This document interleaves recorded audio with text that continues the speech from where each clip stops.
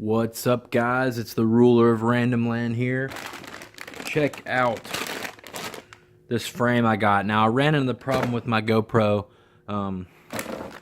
Basically, the frame that came with it, I threw it on my motorcycle helmet. I didn't want to take it on and off all the time, so I just needed a cheap frame just to have an extra one laying around. I needed something that wasn't black because it seemed like my black frame just blended in with all my other accessories. I never could easily spot it with my eyes.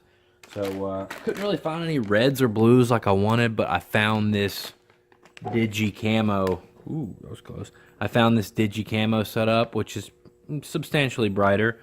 So I'll put a link down in the bottom of the video in case you want to get it. Well, seems like it works pretty good. The clasp feels good. See if it'll come apart here. There we go.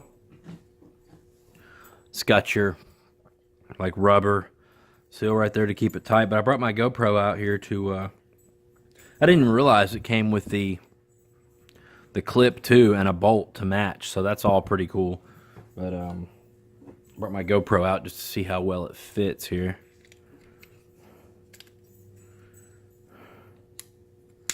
Oh, dude, I should have bought this a long time ago. That fits like a glove.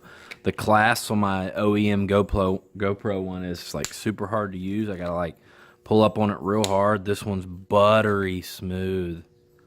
Look at that.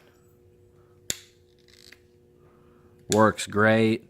GoPro is completely sturdy in there.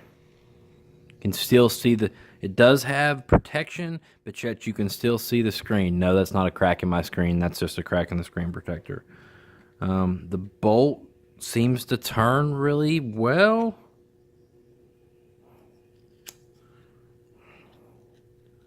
That's a nice tight fit, but not as tight as some of the cheaper accessories I've seen. Yeah, dude, this is nice.